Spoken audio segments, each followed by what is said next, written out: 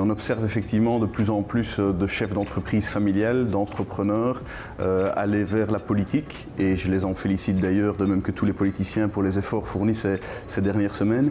Alors l'ambition en général est celle de faire profiter la société au sens large de leur longue expérience professionnelle acquise dans le monde de l'entreprise. Il peut avoir d'autres motivations, comme l'élargissement du réseau professionnel grâce à la politique.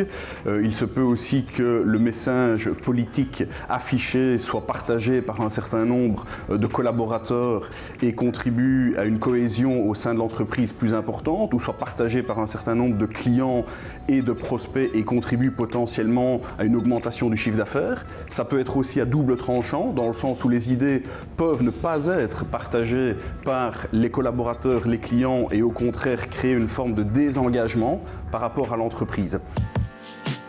Ce qui est important pour les entrepreneurs qui font cette démarche d'aller en politique, c'est d'être parfaitement conscient des éléments qui forment la réalité politique, la réalité publique, qui parfois est fort différente de la réalité du monde des entreprises.